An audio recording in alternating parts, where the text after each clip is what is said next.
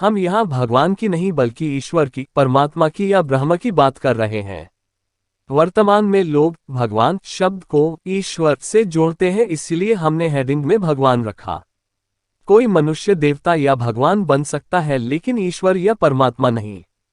वेद कहते हैं कि ईश्वर अजन्मा, अप्रकट और निराकार है। वही है अनंत, जो अंतरिक्ष में अरबों योजन दूर सत्यलोक में रहकर भी सर्वत्र व्याप्त है, जैसे सूर्य का प्रकाश। एक गीता में कहा गया है कि यह सृष्टि उल्टे वृक्ष की भांति है। मतलब ये कि इस ब्रह्मांड में बीज ऊपर है और उसके फल नीचे लगे हुए हैं। ये संपूर्ण तारे, ग्रह और नक्षत्र, पशु पक्षी, मनुष्य आदि फल हैं। जहां से बीज उत्पन्न हुआ वहीं पर ईश्वर मौजूद है। मतलब ये कि सृष्टि के दो छोर हैं, एक छोर पर बीज और दूसरे छोर पर फल। मतलब ये कि इसके एक छोर पर ब्रह्मांड है और दूसरे छोर पर ब्रह्म ईश्वर। जब हम ध्यान करते हैं तो हम कसिरोधकस्य विष्णु को महसूस करते हैं।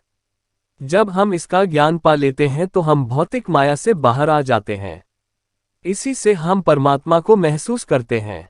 जब व्यक्ति ध्यान की परम अवस्था में होता है तब इन्हें या इस आयाम को महसूस कर सकता है। इसके बाद नंबर आता है 7वें आयाम का, जिसे सत्य आयाम या ब्रह्म ज्योति कहते हैं।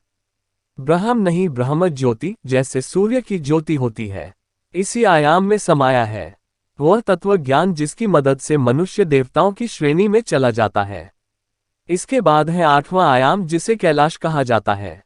इस आयाम में भगवान शिव का भौतिक रूप विराजमान है। उनका कार्य ही इन 7 आयामों का संतुलन बनाए रखना है। इसीलिए सिद्धयोगी भगवान शिव की आराधना करते हैं, क्योंकि हर योगी वहीं जाना चाहता है। ठीक इसी तरह ईश्वर भी कण कण में है, लेकिन हम उन्हें देख नहीं सकते, सिर्फ महसूस कर सकते हैं। जिस तरह पानी को गर्म करने का बाद नमक के कण दिखाई दिए, ठीक उसी तरह जब हम ध्यान, भक्ति और तप करते हैं तब हमें भगवान के दर्शन हो सकते हैं। इसके लिए हमें हमारी बुराइयों को छोड़ना पड़ता है, तभी हम ईश्वर को प्राप्त कर सकते हैं।